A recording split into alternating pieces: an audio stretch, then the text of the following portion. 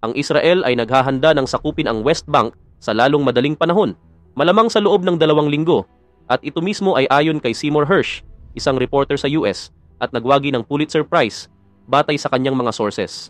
Ang kontrol sa buong Gaza at West Bank ay pangunahing hinihiling ng religious right sa Israel na ngayon ay namamayani sa gobyerno. Ayon kay Seymour Hersh, sinabi sa akin ngayong linggo ng isang maalam na opisyal sa Washington na ang pamunuan ng Israel ay opisyal na mag-aaneksa sa West Bank sa nalalapit na hinaharap at maaaring sa loob ng 2 linggo sa pag-asang ang tiyak na hakbang na ito ay tuluyang magpapahinto ng anumang usapin tungkol sa solusyong 2 estado at hikayati ng ilang bahagi ng nagdududang Arab world na muling isaalang-alang ang pagpopondo sa planong reconstruction ng Gaza. Dagdag pa ng reporter, ang mga Arab communities sa West Bank ay patuloy na nakararanas ng matinding karahasan mula sa pulisya ng Israel at ang mga armadong pag-atake ng mga settler ay naging pangkaraniwan na. Sinabi ni Vedant Patel, deputy spokesperson ng US State Department, sa mga reporter noong nakaraang linggo na ang mga pahayag ni Israeli Finance Minister Bezalel Smotrich tungkol sa paghahanda para sa posibleng aneksasyon ng ilang bahagi ng West Bank sa 2025 ay salungat sa two-state solution at hindi nakakatulong sa kapayapaan. Nauna nang sinabi ni Smotrich na iniutos niya ang paghahanda para sa posibleng aneksasyon ng ilang bahagi ng West Bank sa 2025 kasunod ng tagumpay ni Donald Trump sa halalan sa pagkapangulo ng US. Noong January 2020, inanunsyo ni Trump ang mga pangunahing provision ng tinatawag na Deal of the Century, isang plano para sa pagresolba ng hidwaan sa pagitan ng Israel at Palestine na nakabatay sa pagkilala ng 2 estado.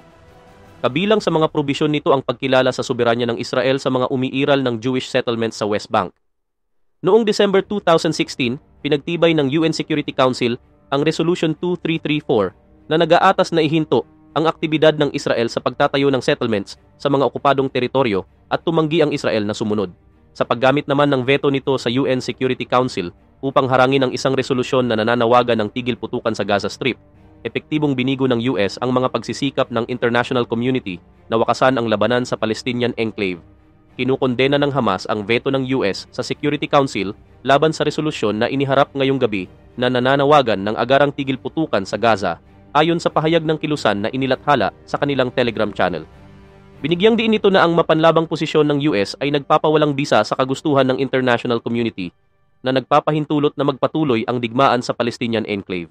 Naniniwala ang mga radikal sa Gaza na ang desisyon ng mga autoridad ng US ay muling nagpapatunay na ang US ay isang direktang kasabwat sa Israeli aggression laban sa mga Palestinian at may ganap na pananagutan para sa nagpapatuloy na digmaan sa Strip, pati na rin sa occupation ng mga lupaing Palestinian. Nanawagan ang Hamas sa Washington na itigil ang mapanlabang patakarang ito kung ang US ay tunay, gaya ng sinasabi ng Administrasyong Amerikano, na naghahangad na wakasan ang digmaan at makamit ang katatagan at seguridad sa rehiyon.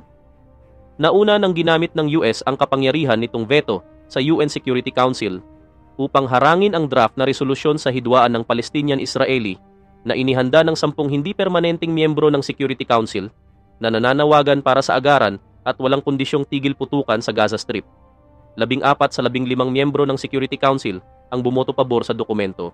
Ito na ang ika-5 beses na hinarang ng Estados Unidos ang isang resolusyon na nananawagan ng tigil putukan sa Gaza mula nang magsimula ang paglala ng sigalot noong October ng nakaraang taon.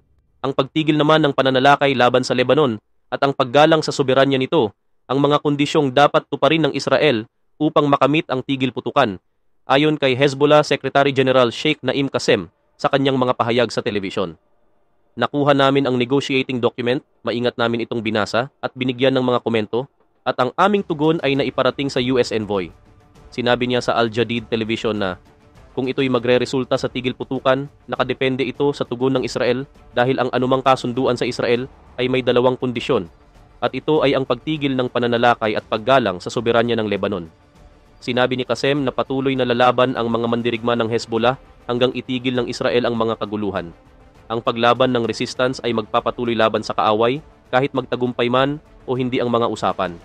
Binanggit din niya na ang Hezbollah ay pumayag noon sa isang mungkahing US-French para sa 60 days na tigil putukan, ngunit tumugon ang Israel sa pamamagitan ng pagkitil sa dating pinuno ng grupo na si Sheikh Hassan Nasrallah noong September 27. Ayon sa kanya, mayroon tayong 2 pagpipilian at ito ay lumaban o sumuko, kaya't mananatili kami sa larangan ng digmaan at pananagutin ang kaaway ng higit pa. Nagbabala siya na ang mga mandirigma ng Hezbollah ay tatargetin ang sentro ng Tel Aviv bilang tugon sa bawat pambobomba sa Beirut. Ayon kay Qasem, hihingi ng tulong ang Hezbollah mula sa mga kaibigang bansa upang muling itayo ang mga lungsod at baryo na winasak sa timog. At tiniyak niya sa mga apektadong mamamayan na ang buong Lebanon ay magiging mas maganda at kaaya-aya. Idinagdag pa ng Secretary General na ang Shiite group ay magbibigay ng mahalagang ambag sa eleksyon ng bagong Pangulo ng Lebanon. Ngayon, mahigit sa third naman ng mga Democratic Senator ang bumoto pabor sa nabigong hakbang upang harangin ang pagbebenta ng mga bala ng tangke sa Israel, isang panukalang nagbukas ng pagsusuri sa lakas ng progresibong pakpak ng partido na nananawagan para sa mas mahigpit na paninindigan laban sa bansang Hudyo kaugnay ng digmaan nito laban sa Hamas sa Gaza. 18 mambabatas lahat ay mula sa Demokratikong Partido ang bumoto pabor sa panukalang iniharap ni Senator Bernie Sanders kasama ang 3 pang progresibong kasamahan, habang 79 na mambabatas mula sa parehong partido ang tumanggi dito.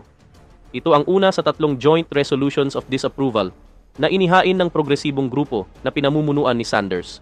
Nabigo rin ang ikalawang panukala na pigilan ang pagbebenta ng mortar rounds sa Israel, bagamat bumoto si Democratic Senator George Helmy ng New Jersey pabor dito, na nagdala sa bilang ng mga mambabatas na sumusuporta sa pagharang ng pagbebenta ng armas sa 19. Nabigo rin ang huling resolusyon na pigilan ang paglipat ng tinatawag na JDAM Precision Munition Kits, bagamat bumoto si Jewish Senator John Ossoff mula Georgia laban dito, matapos makiisa sa ibang mga demokratiko sa pagboto laban sa pagbebenta ng mga bala para sa tangke at mortar sa Israel. Ngayon sa ibang balita naman, hindi bababa sa 66 na katao ang nakitil sa Gaza Strip matapos salakayin ng Israeli Army ang Kamal Adwan Hospital Complex sa hilaga ng Enclave, ayon sa Qatari television channel na Al Jazeera. Ayon sa ulat, karamihan sa mga nakitil sa pagsabog sa ospital at mga kalapit na bahay ay mga bata at kababaihan. Naiulat din na mahigit sa 100 katao ang napinsalaan. Ang sitwasyon sa gitnang silangan ay tumaas ng malaki nang noong Oktubre last year nang ang mga armado mula sa Hamas na mula sa Gaza ay pumasok sa Israeli territory, kumitil ng mga residente sa mga bayan sa border at kumuha ng higit sa 200 bihag. Bilang ganti, nagsimula ang Israel ng isang military operation sa Gaza upang wasakin ang mga estruktura ng militar at politika ng Hamas at palayain ang mga bihag. Dagdag pa dito, hindi rin bababa sa 3 katao ang nakitil dahil sa Israeli troops sa isang refugee camp sa gitnang bahagi ng Gaza Strip, ayon sa Qatari television channel na Al Jazeera. Ayon sa ulat ng TV channel, sa pag-atake ng Israeli Army sa Nuseirat Refugee Camp na matatagpuan sa gitnang bahagi ng Palestinian Enclave, 3 kababaihan ang nakitil at isa pa ang malubhang na pinsalaan. Iniulat din ng channel ang 7 nakitil sa Israeli bombing sa Al-Mawasi Humanitarian Zone na matatagpuan sa katimugang bahagi ng Palestinian Enclave. May mga ulat ng mga pinsala na dulot ng pagsabog, ngunit walang eksaktong impormasyon ukol sa bilang ng mga biktima.